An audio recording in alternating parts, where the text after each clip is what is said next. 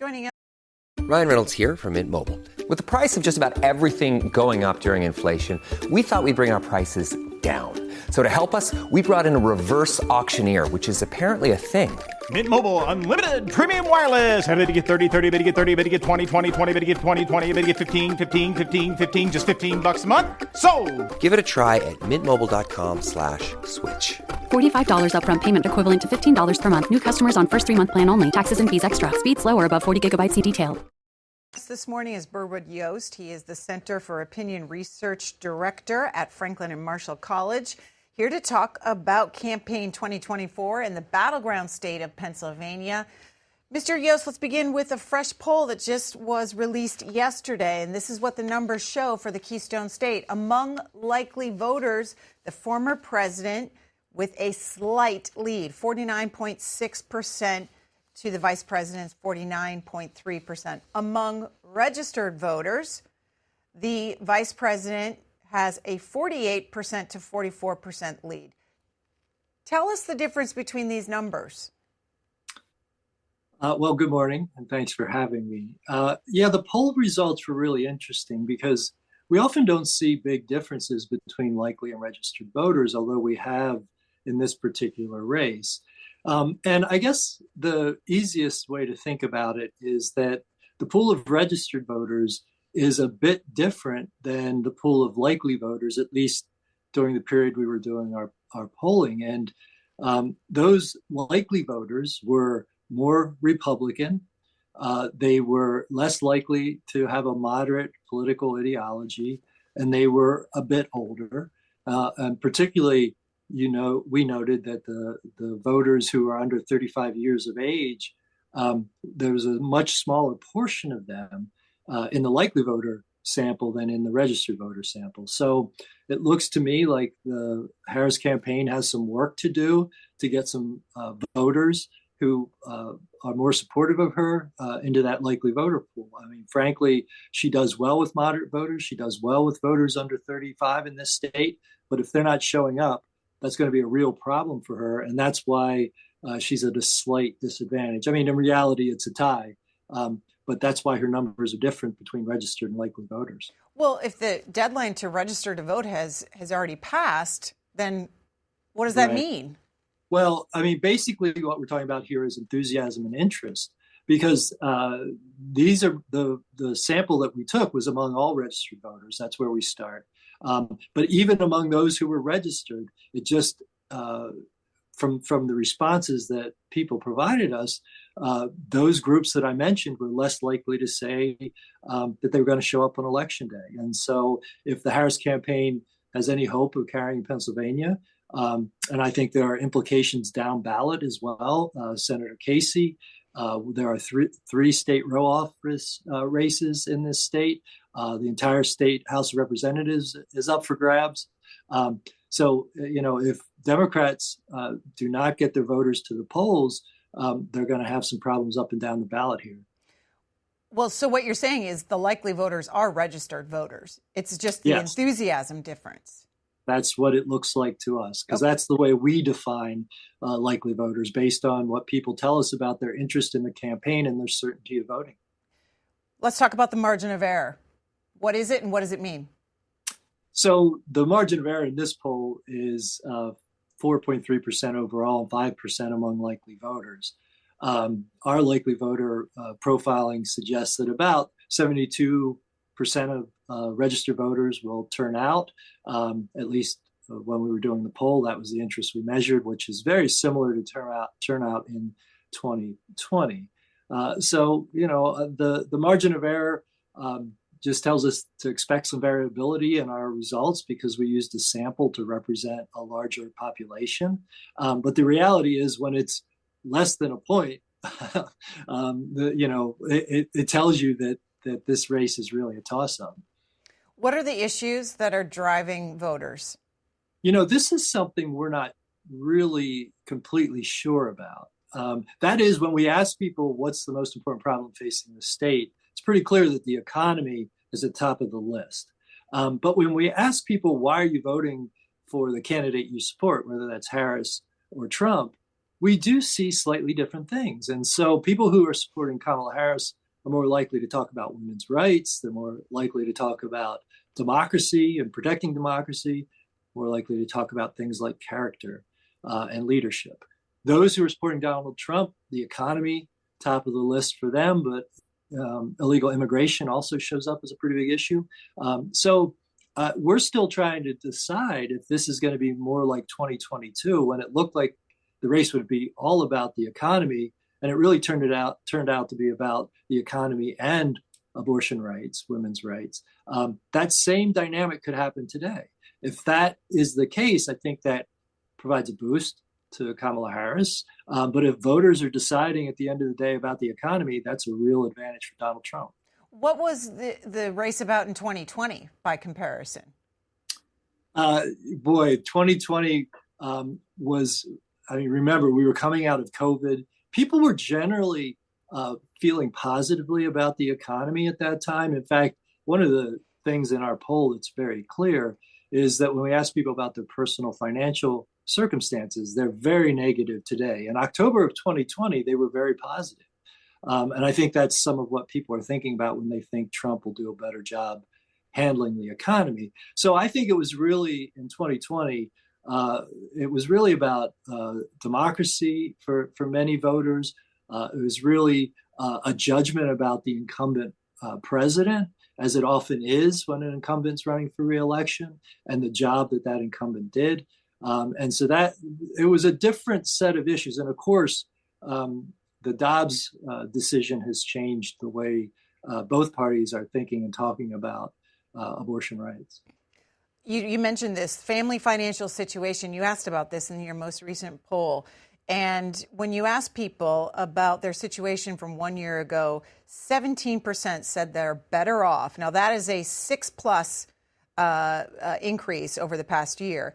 43% said they're worse off, and that's a -7%, and represents the lowest that in your polling. Explain.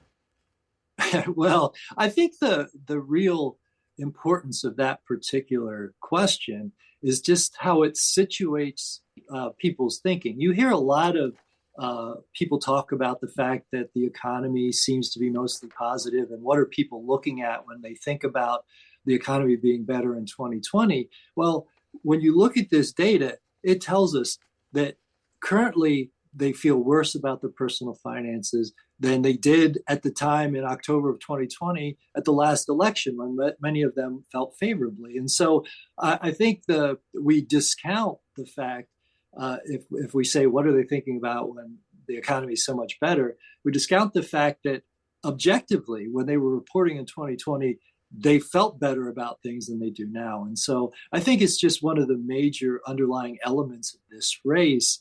It's the reason I think Democrats are facing such headwinds.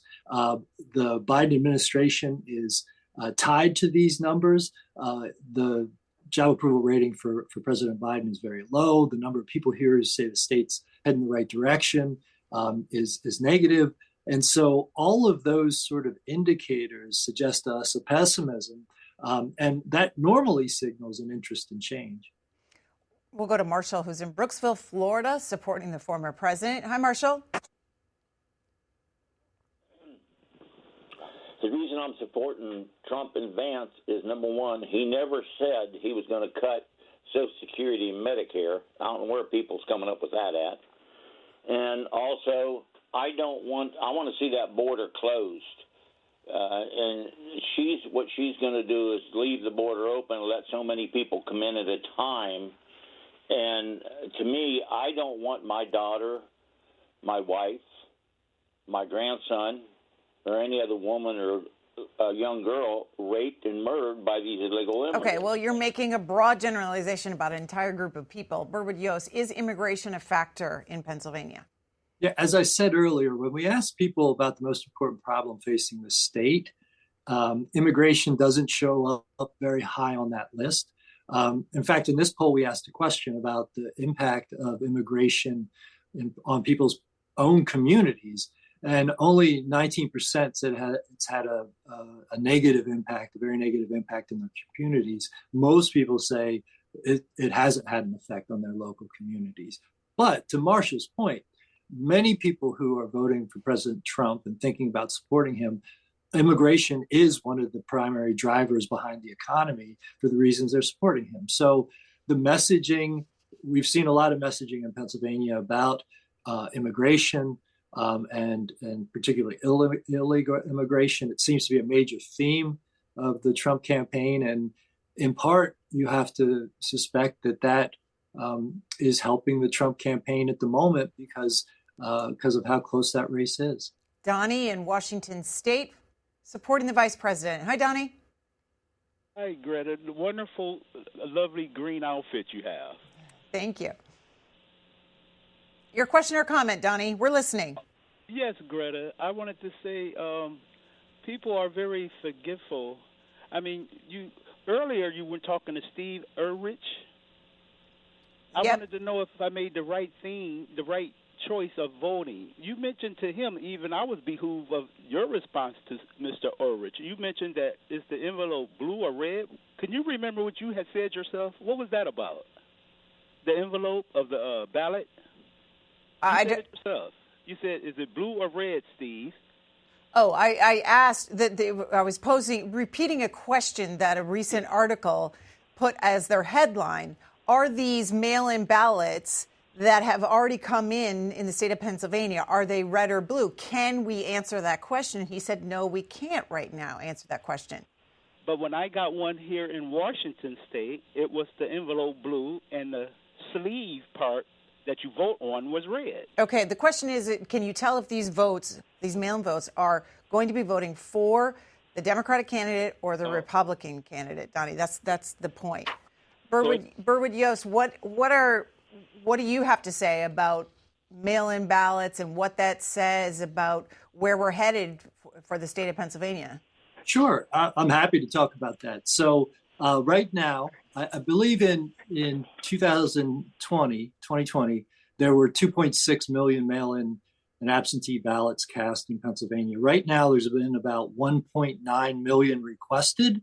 The majority of those are from Democrats, and there's been about 800,000 of those returned already. And again, the majority of them, approaching, I think, 60% last I checked, are coming from Democrats. So it seems to me that the mail-in ballots are more commonly being used by Democrats. In fact, we asked the question about how people were voting in this election. I think about a third of the voters in our last poll told us they were going to vote by mail-in ballot, and a majority of them are Democrats. So as in 2020, I would expect the mail-in ballots to be tilted towards Democrats. I think Republicans have made an effort in this state to increase the use of mail ballots by their voters, but I still think many more Democrats will probably cast their ballots that way than Republicans. All right. Gail's in Annville, Pennsylvania. Hi, Gail. You're supporting the former president. Welcome to the conversation. Hi, good morning. Thank you very much. November 5th, I will be going to the polls early in the morning. I will be casting my vote for Donald J. Trump and J.D. Vance. Let me see. There's so much stuff here. First of all, I'm a United States Marine veteran, and in Afghanistan, it was so hurtful to me how what's her face? Kamala said she was the last one in the room. The Marines were there. We're there for defense. We're there to help people get out, and we got killed helping other people get out. And she said she was the last one in the room. She wouldn't help anything. And then they talked about migrants, illegal migrants. There's a difference. Everybody's a migrant, but when you're illegal, you're not supposed to be here, and they have no right to have amnesty to collect my Social Security or my health care. And our economy, that's so silly. Nobody talks about. She said below 0 degrees below. She wants everything electric. From what I understood from previous things, Donald Trump wants a diversity: electric, oil, gas, whatever. Doesn't that make more sense? Okay, and then Gail, I'm gonna leave it there because let's pick up on your energy comments. Berwood Yost, is energy an issue in the state of Pennsylvania?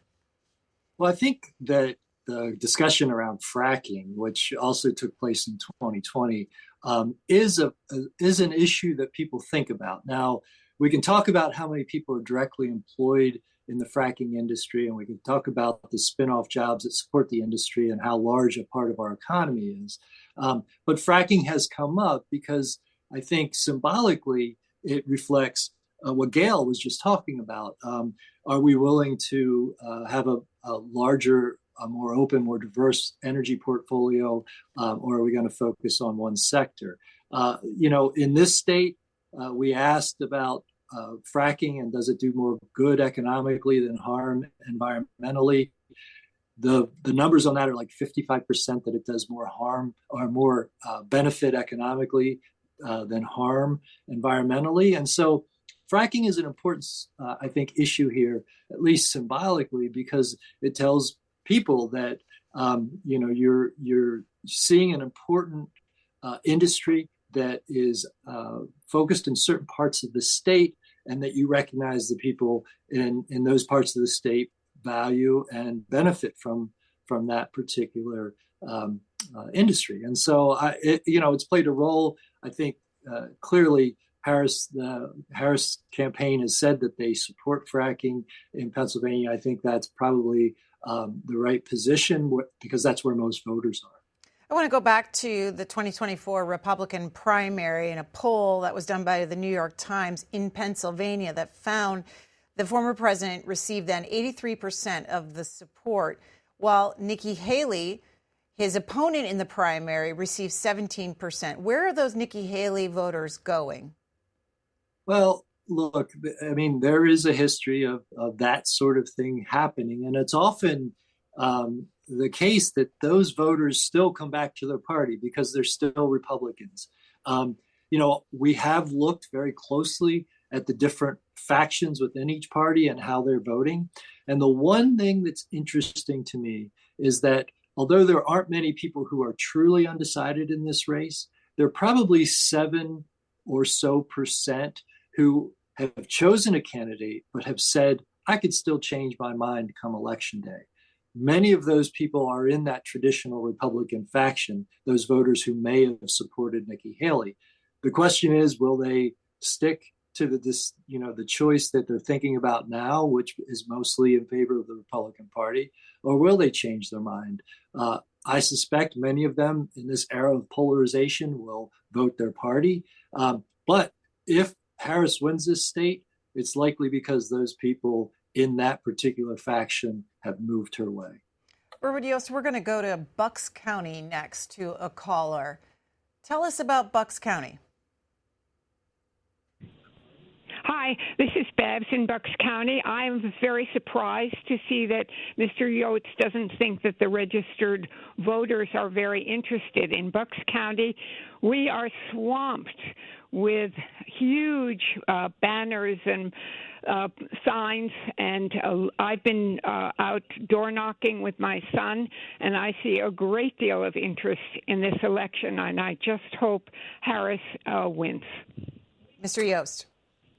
Actually, I don't believe I said there wasn't a lot of interest. I just said that there's a segment of registered voters who are yet to be fully interested. I mean, the truth is that we're going to have a turnout probably similar to what we had in 2020, which was the highest turnout in 100 years.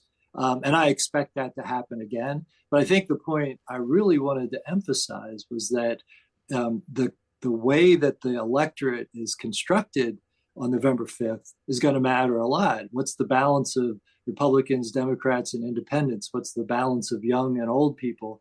What's the balance ideologically, right? That's really where things matter. And if you have different levels of interest among different subgroups, that's going to make the difference in what will be a very close election. And Bucks County, why does that county matter? Well, Bucks County is one of those suburban counties around Philadelphia. It's represented by a Republican congressman, even though it's a place that Joe Biden won in 2020. Many of us see that as one of the swingier places in the state. It's got a pretty narrow Republican registration advantage, so it's very tightly contested. And that's one of those places that you might want to look at on election night. Really, and I think Steve was talking about this earlier, if Democrats are going to hope to carry the state, they've got to come out of Philadelphia and the 4 counties around it, Delaware, Chester, Montgomery, and Bucks, with a massive margin, so that they can make up for losses in other parts of the state. In 2020, Donald Trump won 54 of the state's 67 counties. He won them by an average of 39 points. So, what Democrats need to do is to offset that strength, that geographic strength that Republicans now have, with massive turnout and massive vote advantage in those suburban counties, particularly around Philadelphia and, of course, in Pittsburgh and Allegheny County. Sharon's in Hanover, Pennsylvania, voting for the vice president. Hi, Sharon. Hello. I'm a senior citizen wishing I had been polled this cycle. Anyway, we have good schools and colleges in this state. I attend a monthly luncheon with high school classmates and have been in despair to see how many of them, while being successful in life, are going to vote for the Republican candidate. And it appears their investments come first. I would say be cautious about this economical idea. He may well ruin your investments with his monstrous tariff ideas. He will surely cause harm and damage in many ways. So I feel bad for our teachers who were good, and yet my contemporaries, many of them, have no vision. Okay. At least Kamala and Walz offer a vision. Thank you. All right. Sharon's thoughts there. Mr. Yost, let's talk about the outcome of this election in Pennsylvania. Will there be more than just 2 names on the ballot for the presidential contest? And will that be a factor? Yes, there are. We've got a Green and a Libertarian candidate on the ballot. They don't seem to be playing a big role at this moment, but let's face it. When I looked at the numbers last, the Green Party candidate, Jill Stein, is earning a very small share of Democratic votes. I think it was 2 or 3% of Democrats. That's small, but when you're talking about the kind of narrow gap between the candidates that we see right now, that could be an issue. It was a huge issue in 2016, as you recall. Although I think the circumstances are a little different this time. In 2016, something like 18% of voters had an unfavorable opinion of both candidates. And so they were looking for options. And I think some of them chose a third-party candidate. And that certainly had consequences for the Clinton campaign, for the Trump campaign. There's far fewer people who are dissatisfied with both options right now. And so I think the third-party factor is much less. But I mean, if we're talking about tens of thousands of votes, like the last few elections, it was 44,000 votes in 2016. It was 80-some thousand votes in 2020. Every little bit matters. So we don't know what bit will matter most, but cumulatively, any of those sorts of things will make a difference. What does your polling say about the Senate race in Pennsylvania? That one's very close as well. And let's face it, Greta, we've got voters who tend to vote the same way up and down the ballot.